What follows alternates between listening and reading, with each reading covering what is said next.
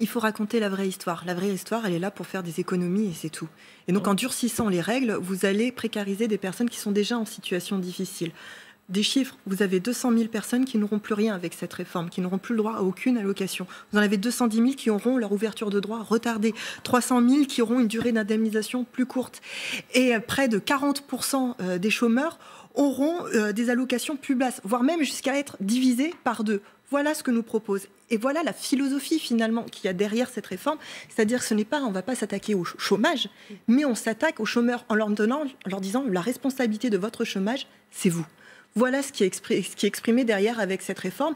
Et ce qui est condamnable, parce que la réalité de l'emploi aujourd'hui, elle c'est laquelle? C'est que certes, il y a des emplois, et encore, un emploi pour 100 chômeurs disponibles. Ça veut dire que j'enlève tous ceux qui sont en formation, etc.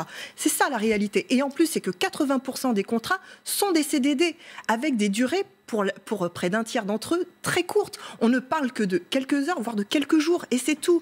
Et voilà la situation de l'emploi aujourd'hui. Donc vous le voyez bien qu'il n'y a pas d'activité pérenne, et c'est bien ça le problème. C'est que plutôt que s'attaquer aux précaires, il faudrait s'attaquer à mettre en place une vraie activité pérenne, et des solutions on en a. La répartition par exemple du temps de travail, ou encore faire une planification écologique. Ce sont des solutions pour lesquelles on a besoin d'argent, on a besoin de temps, et on a besoin d'une vraie politique. Et ce n'est certainement pas celle que vous proposez aujourd'hui. Est-ce que vous pensez qu'on va avoir affaire à un nouveau foyer de contestation dans la rue? Est-ce que vous pensez que les chômeurs sont prêts à se mobiliser? En général, ils ne se mobilisent pas beaucoup quand il y a des nouvelles mesures.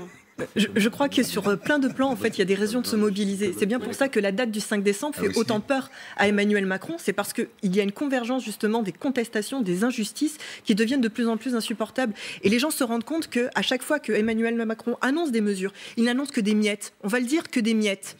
C'est tout.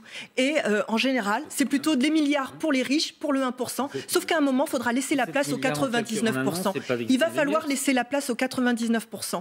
Et aujourd'hui, on voit bien qu'à chaque fois, ils sont remis de côté et ils sont absolument pas présents. Et sur la politique industrielle, vous voulez une vraie politique industrielle? Alors répondez aux défis que nous avons devant nous. L'urgence climatique. Aujourd'hui, l'urgence climatique, on pourrait faire une planification réelle et créer des emplois et relancer et être un facteur de locomotive pour toute l'économie en général. Sauf qu'aujourd'hui, vous êtes complètement absent sur ces sujets et vous préférez tout simplement supprimer les petites touillettes en plastique plutôt que d'être véritablement moteur là-dessus.